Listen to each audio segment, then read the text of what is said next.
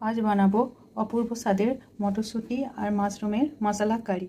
মটর mushroom কারি এটি রুটি পরোটার সঙ্গে খেতে খুবই ভালো লাগে। চলুন বানাই মটর মাশরুম কারি। মটর মাশরুম মশলা কারি বানাবার জন্য আমি মাশরুমটাকে ভালোভাবে ক্লিন করে নিয়ে এইভাবে কেটে নিয়েছি।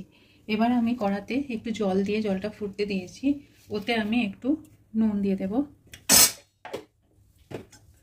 দিয়ে ভালোভাবে নুনটাকে চাড়িয়ে ফুটিয়ে নিয়ে এই গরম জলে আমি মাশরুমগুলোকে একবার ফুটিয়ে নেব। দিয়ে ভালোভাবে নেড়েচেড়ে আমি কিছুক্ষণ গরম জলে রেখে এটাকে আমি ছেঁকে নেব একটা বাটিতে। মাশরুমটা আমি গরম জল থেকে ছেঁকে ভালোভাবে আমি জল চিপে একটা থালাতে তুলে নিয়েছি। এবার আমি কড়াটা গরম করতে দিয়েছি, এতে আমি দিয়ে দেবো 1 চামচ মতো বাটার। এবার বাটারটা একটু গলে গেলে এতে আমি মাশরুমগুলো দিয়ে দেবো।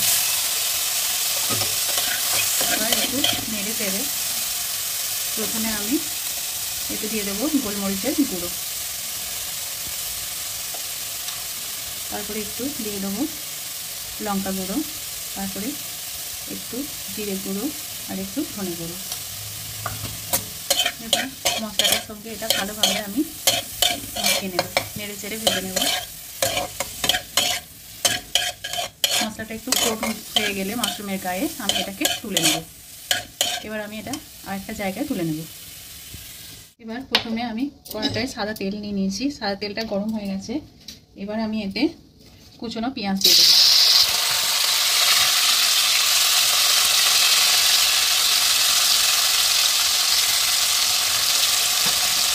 পেঁয়াজটা আমি লাল লাল করে ভেজে নেব প্রথমে। এবার পেঁয়াজটা লাল লাল হয়ে ভেজে গেছে, এতে রসুন আর আদা আমি পেস্ট করে নিয়েছি, এটা আমি দিয়ে দেবো এর মধ্যে। দিয়ে ভালোভাবে এর সাথে কষে নেব।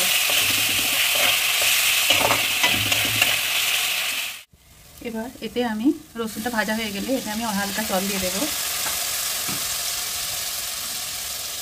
এতে হালকা আমি হলুদ গুঁড়ো দিয়ে দেবো, একটু ধনে গুঁড়ো, একটু জিরে গুঁড়ো, আর দিয়ে দেবো একটু ঝাল লঙ্কা গুঁড়ো, আর সবশেষে আমি 1 চামচ মতো দিয়ে দেবো কাশ্মীরি লঙ্কা গুঁড়ো। এবার এটাকে আমি ভালোভাবে কষে নেব।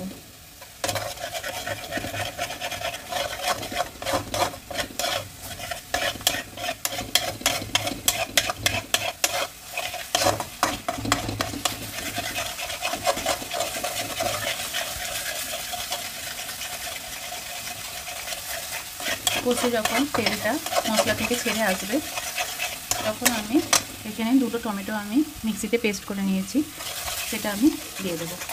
এবার টমেটোটার সঙ্গে মশলাটা আমি ভালোভাবে কষে নেব তেল ছাড়া অবধি। একটু কষা হয়ে গেলে আমি এতে মটরশুঁটিগুলো দিয়ে দেবো।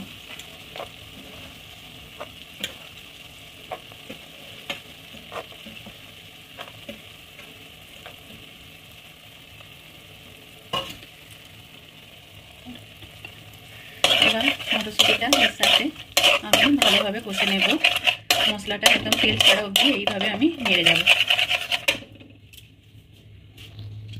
এবার দেখুন মশলাটা থেকে তেল ছেড়ে দিয়েছে। এবার আমি পরিমাণ মতো নুন দিয়ে দেব,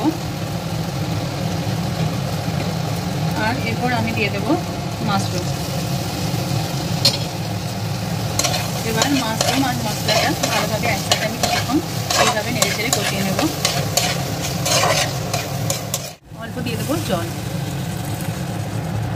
জলটা দেওয়ার পর ভালোভাবে আমি নেড়ে দেব।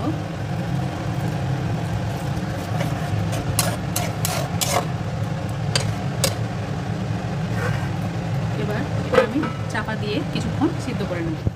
এবার আমি ঢাকনাটা তুলে নিলাম। এখানে মটরশুঁটি আর মাশরুম দুটোই আমার সিদ্ধ হয়ে গেছে। এবার আমি বন্ধ করে দেব গ্যাসের ফ্লেমটা। গ্যাসটা বন্ধ করার পর আমি চাপা দিয়ে রেখে দিলাম। অন্য সাইডে আমি একটা ছঙ্কা দেওয়ার বাটি নিয়ে নিয়েছি, প্যান নিয়ে নিয়েছি। এবার আমি এতে প্রথমে 1 চামচের মতো দিয়ে দেবো বাটার। তরকারি দেওয়ার প্যানে আমি নিয়ে নিয়েছি বাটার।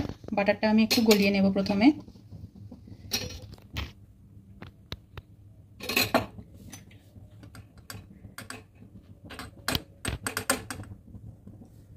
এবার বাটারটা গলে গেলে আমি প্রথমে দিয়ে দেব এতে গোটা জিরে।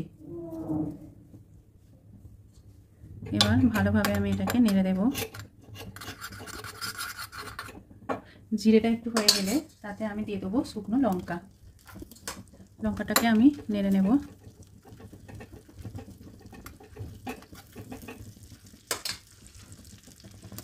তারপর আমি দিয়ে দেব রসুন কুচি। একটু রসুনটাকে হতে দেব, আমি এতে ফ্রাই করে নেব।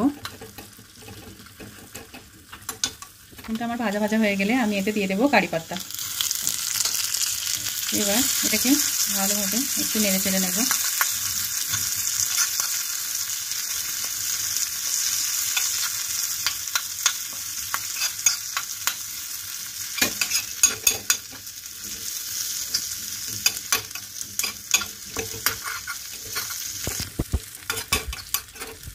এবার এটাকে আমি মটর আর মাশরুম কারির মধ্যে দিয়ে দেব।